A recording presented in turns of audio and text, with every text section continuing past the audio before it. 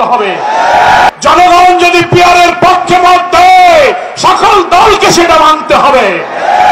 যদি অধিকাংশ মানুষ পিয়ার পদ্ধতি না মানে, আমরা জামাত ইসলামী সে প্রস্তাব মেনে নেব।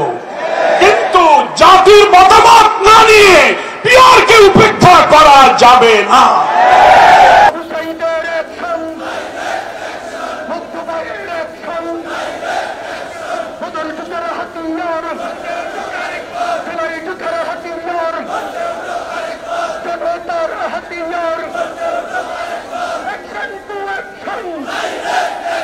সচিবালয়ের কর্মকর্তা এবং আমলা যারা আছেন, ইভেন আমাদের অন্তর্বর্তীকালীন সরকারি উপদেষ্টাদের মধ্য থেকে অনেকের ভূমিকা এখনো জাতির সামনে প্রস্তাবিত।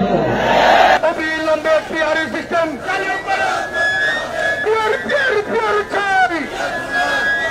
পিআর ছাড়া গতি নাই। জুলাই সমিতির তালবাহানা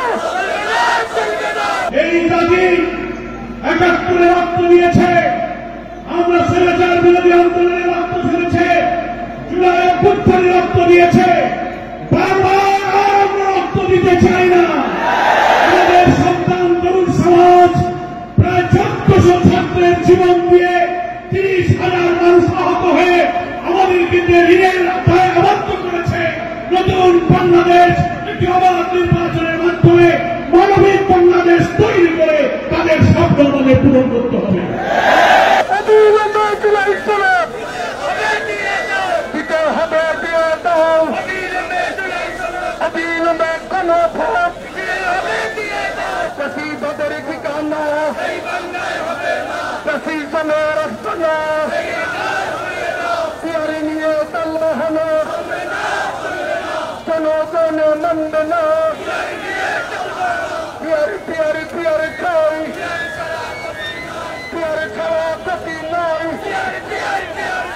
বিচারে বিচারে বিচারে খাই। বক্তৃতার সময় শুধু বলবেন ব্যক্তির চেয়ে দল বড়, দলের চেয়ে দেশ বড়। আর যখন দেশের স্বার্থে যখন কোন ত্যাগ, কোন ছাড় এবং কোন বিষয় ঐক্যমতের প্রশ্ন আসে, তখন দলেরা নিজের স্বার্থকে বড় করে দেখলে বক্তৃতার সাথে নিজের কথার এবং কাজের কোনো মিল হবে না। জনতার কোন মার্কা আছে? বিচারের কোন মার্কা আছে?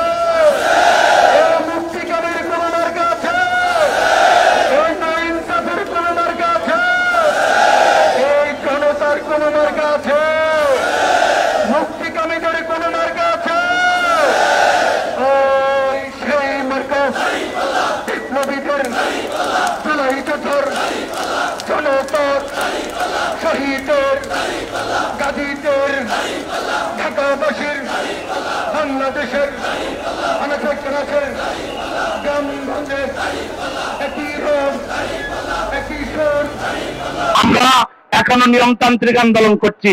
যদি আমাদেরকে এই জনদাবিকে, জন আকাঙ্ক্ষাকে যদি উপেক্ষা করা হয়, প্রয়োজনে সচিবালয় থেকে শুরু করে প্রধান উপদেষ্টার বাসভবন থেকে শুরু করে পুরো ঢাকাকে যদি প্রয়োজন হয়, আমাদের নেতা ডাক্তার শফিক সাহেব যদি বলেন, তাহলে দিনের পর দিন ঢাকা আমরা যদি জনদুর্ভোগ এড়িয়ে আমরা ঢাকায় অবস্থান নিয়ে যদি দাবি আদায় করতে হয়, আপনারা কি তৈরি আছেন?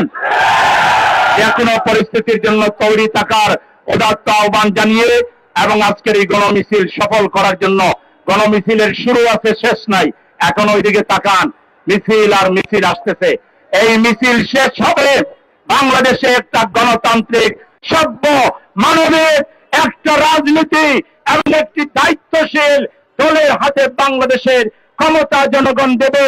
সেদিনই বাংলাদেশের মানুষ ফ্যাসিবাদ মুক্ত হবে, সেদিনই বাংলাদেশের সত্যিকার গণতন্ত্র প্রতিষ্ঠিত হবে ইনশাআল্লাহ।